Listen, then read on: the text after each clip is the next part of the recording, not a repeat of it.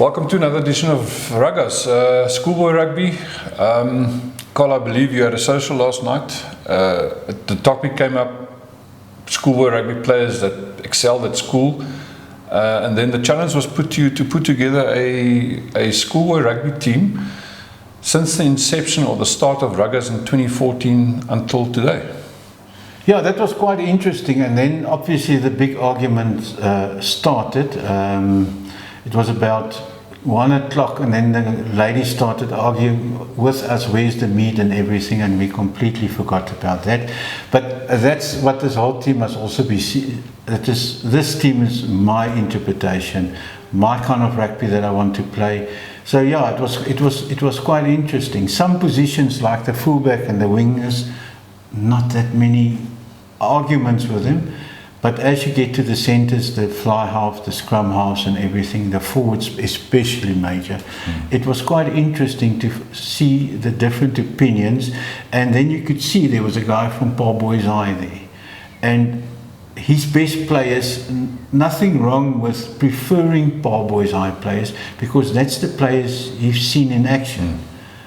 You understand? I'm an office boy, so, and I hope I'm a bit more looking wider than your normal schoolboy audience, but yeah, it was quite interesting to see that. Just on the focus again, just reiterate, schoolboys that excelled at the time, we're not talking about after when they left school, this is purely when they were school at the time, starting at 2014. And yes, let's start with the team. At position, at fullback, number 15, Edwin Cater from Office. Yeah, I don't think you can argue with Edwin Cater. He played in his matric year in a substandard Office team, but through that he qualified for Craven Week. He played SA schools up, he played SA sevens also. Just an absolute brilliant rugby player. We had a discussion, I had the privilege to be with a few days with Kitch Christie, and I asked him, how do you see the guy that's got real class and talent? And he said to me, that's a guy that strolls through a gap. Makes it look slow motion. Yeah, it's just easy, and that embodies Edwin Cater. He was just absolutely, according to me now, brilliant. I mean, okay, not talking about after school, but yes, he excelled at Griquas while he was still there. Yeah, now he's injured for a lengthy period at the Sharks. 14, Miller Du Plessis, Paul Jim. Again, you can't argue with Miller Du Plessis. Miller Du Plessis is a 7-star at this stage, also brilliant. He just had time on the field.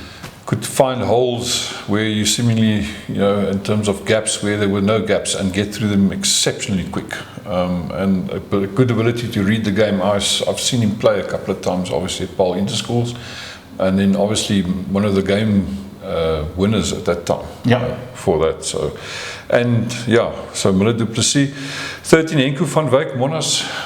Yeah, I think Henku can play 12 also. And 13 at this stage, the Lions prefer him at 13. But again, a brilliant rugby player. Everybody today still says that was one of the best centres for the past 10 years, 15 years. Physical centre. On schoolboy level. And I mean, there's a lot of players that we can mention there. But yeah, Henku got the vote last night. Yeah. Wandile Similani. Jeppy. Yeah, Wandile. At number 12, yeah. So much talent, so much time, just complete class. He outclasses. Twinkle toes. Yeah, even today he's running, also powerful off the ball, acceleration, also finds gaps and creates space as well. So yeah, and exciting to watch always, even now, even senior teams. 11, Kerwin Gertse, Paul Jim, undisputable. Yeah. 2 years ago, our backline player of the year at the Ruggas Awards. Again, it's. But like I said, you can speak about or talk about so many other wingers that was so good. But Kerwin, just that bit above the rest. Yeah, making something out of nothing. I think scoring a try from his own quarter in Paul Interschools. Just memories against Paul Boys Eye, and that's the last time. That Paul and led to Paul Jim's victory in the end. Big contributing factor, scored 2 tries, I think, in that match. Just as an example, I know there were many other games. Played Paul Jim first team for 2 years, if I'm not mistaken. Right, yeah. All right, Damien Willems, Paul Roos, Well, Dampy, number 10, At schoolboy level, I know they spoke about, cricket opener, but he was before the time. Herschel Gibbs was also, but he didn't make the cut, luckily, for the time period that we're discussing there. There were so many brilliant, Kate Voliter, Kian Meaden. Yes. Brilliant fly halves. But Dampy at that stage was just top of the just a cut above. We always said he was the next best thing after sliced jelly bread. tots. Sliced bread. Number 9, Neil Leroux, Oakdale. Neil Leroux, that was quite a discussion because there was so many good scrum halves.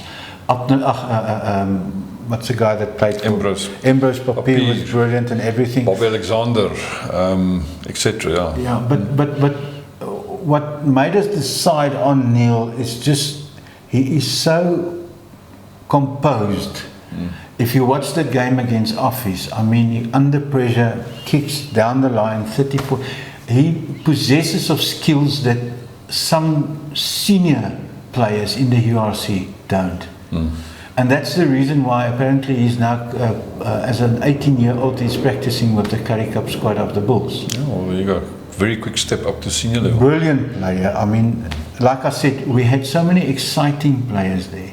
But one thing that was quite interesting is all the scrum halves that we discussed, not one proved themselves behind a losing pack of forwards. Yeah, they're all, And I must admit, I'm carrying on, according to me, one of the few, if he had the opportunity and if he was judged according to his talent, a Ruan Vervies, that's a big tall guy, I think he's 6 foot and everything, he could still become quite a good scrum half. But at this stage of the criteria, he's just tall, not fast enough, not quick enough, and that kind of stuff. Yeah. 8, Evan Roos, all boys. Yeah, Evan, there was Miller Du Plessis was there. No, he played 7. No, he played 7. Pepsi Buthelezi, Gumede. There's so many, but I mean, Evan Roos, the speed with, I mean, he still does it. The speed with what he attacks, the aggressivity with. Aggressiveness, It's just, then Simon Miller, St Albans, number 7. Yeah, that was a big fight. Like I said, the number 7s in South Africa, we are blessed with so many number 7s. But Simon Miller is just, well, that's a personal opinion. He's like a Duracell bunny. He just plays 80 minutes, full speed, carries the ball, good line-out jumper, everything that you want from a 7. Yes, and then Richard Du Plessis, Office, number 6. Yeah, according to me in South Africa, we don't, I think it's coming back with Krieger, Namazaba, and those guys that a proper number 6. The guy that's down under, that wins the balls, the turnovers. The cleaner, the fetcher, yeah. I've never seen a number 6 in my life at schoolboy level that's got the work rate and the success of a Richard Du Plessis. He just had the nick to understand where the next loose scrum is going to be. And then get the turnover. Yeah. Which is essential in today's game. Yeah, and you can see, like we said about Ruan Verviers also, what did they say, an artist only honoured after he died? Richard was an artist at 6. Yeah, so number 5, Hendrey Stassen. Well, you can't fight about Hendrey Stassen. He could play 4, 5 and 7. A bit of a difficulty because I need a captain in the team, and I wanted to throw him out and put Adrian Alberts in, which was the best captain I've ever seen on schoolboy level. From Paul Boys. From Paul Boys, but you can't leave Hendrey out. Stassen out. Kwagga van die Kerk, Monas, number 4. Yeah, Kwagga, again, he made his debut last night, on Friday for Edinburgh, in the URC. Yeah, Kwagga is, he must have been the hardest rugby player I've ever seen on schoolboy level. Hendry was a beast, but Kwagga was just that extra 10% extra. He was a bakkies bota kwadraat at number 4. I mean, he had to overcome injuries and everything, but he was just, yeah, you won't find in my lifetime. Okay, I started very late, 2017. So I don't have much time left to discuss this, but I don't think we'll see the type of player that Kwagga is in my lifetime again. Yeah. Carlusari, number 3, Bellville. Luckily, Carlusari just made the cut. Carlusari then is Carlusari now. You won't stop him in the scrum. Massive. And I believe that your tight head must be able to scrum. I mean, Carlo gave Stephen Kitsoff a lesson in scrumming yesterday. He was an absolute beast in the scrums when still at schoolboy. Yeah. Damien Venter, help mekaar, number 2. Again, you must make a decision who you want to play. And again, a player that's been born completely out of tune. He was supposed to be born 20 years ago, when a proper physical hooker that can throw the ball in at the scrums and work his heart out in the loose and everything without being flashy. But if I would go to war, Damien will be there at hooker. Yeah. Number 1, Asanati and Klapakanya. Asanati, yeah, you either love him or you hate him. He's been overweight by 100 kilograms since I've seen him. But the amount of talent this boy has, I mean, I'm sure if he lost 100 kilos, he would be a brilliant centre. I mean, he's mobile as it is, but I was telling you the other day, I said, if he just lost that excess flab, because there's no muscle, it's flab, he'll be even more brilliant than what he is now. And it's just frustrating to see that. But anyway, it's just an opinion. And the advantage he had at schoolboy level, with that excess of weight, there was nobody that could scrum him. Yeah. But now, as I said, it's just, I think it's holding him back, personally. But yeah, he needs to make that decision. That was first loves Kentucky Fried Chicken before. And he was from St. Stithians, I forget to mention. Right, replacements, Jacques Goosen, Selborne, 16. Yeah, again, a bit better than Damien, because he was able to run with the ball, also hard as nails and everything. Yeah, I think they called him the bull of the bull or something. Brilliant player, very close between him and Damien. But like I said, maybe my personal opinion is a bit clouded of Damien because I rate him that high. No. Jan-Hendrik Wessels, number 17, Grey College. Again, a loose head prop that can't scrum, but his mobility on the field, like Asanati, is, you must... Devastating. And, right, Keegan Glade, Kes, number 18. Yeah, he was part of a special Kes group that almost beat Office at that year and everything. Unfortunately, for Keegan, I'm not going to go into it, but it's not his physical attributes that stopped him from going further. He's playing for one or other university in the Varsity Cup, I've seen. Okay. But brilliant rugby player, good scrummer, but yeah. 19, Reinhard Ludwig, Office. You can't leave Reinhard Ludwig out. I think he's unlucky to be compared with Hendry Stassen at 5. Hendry is just, I'm stupid, I'm mad. I'm coming from the west of Pretoria, so the physical people attracts me more. But I think a baller you won't find better than Reinhard Ludwig. Yeah. Then Pepsi Buthelezi, DHS 20, number 20. Yeah, brilliant captain, brilliant player at schoolboy level. He was respected wherever he played, wherever he was captain.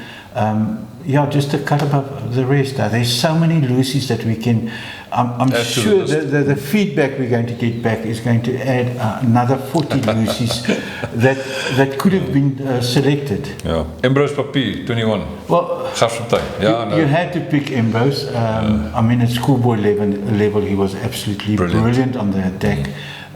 What was the game against? I think it was Monas at the semi-final for the Verseker. He tore them apart here at Garsfontein. Yeah, and it was Hartius Middelburg in the final when the final score was 60-62. And Ambrose just ran from his own try line, I think, if I remember correctly, and scored. But anyway, yeah, brilliant. Brilliant player, but like I said, my problem is, Too many options. 22, Gianni Lombard Boisai. Yes. Yeah. Yes. Yes, Gianni. Like I said, all those last two players is you can add so many players on that list. It's unfair. Or I said it last night also, but it made for good conversation. It is unfair to select a team of 23 for the past 7 years. This can go long. Warwick Galant, Otanikwa. Brilliant. On school, I mean, if it was not for RP's just class at 15, Warwick Galant would, mind you, Warwick can just as well be selected at wing or centre. Yeah, for the or fullback. Yeah. Easy. Yeah. So, and making a huge impact at the Stormers or Western Province as we speak. But yeah. All right, that's it. That's the Ruggers team from schoolboy rugby team from 2014 until today. Yeah. Yeah, like I said, we were quite a few. We were about 8, 9 gentlemen discussing this whole thing. Luckily, I was the one that dotted down the names, and I must admit I used editorial privilege one or two positions, but unfair. South Africa is, unfortunately, we are blessed with so many brilliant rugby players. Our administrators doesn't care about the kids because they know. If RP is not there, Warwick Galant is there. If Warwick is not there, Gianni Lombard is there. Then. Especially our forwards. I mean, if you go to the Lucy's, Miller Ace, you can carry on for hours naming boys that's a 0.1. We are not as good as the other one. Anyway, it's a subjective rugby list, this one. I'm sure there's going to be lots of reaction on this one, but anyway, food for thought for those out there. It was a good exercise anyway. Yeah, just a teaser for the 2022 schoolboy rugby, which is lying ahead. Which we say it every time, but we really are excited about the schoolboy rugby season. And apparently, we're going to be blessed this year. 2022 was identified as one of the better crops of schoolboy rugby in the last 5 years. Yeah, well, let's see. Good stuff. Great stuff. That was quite nice. And thanks for the braai last night, gentlemen. I still haven't had my meat. See you next time. Bye-bye. Enjoy.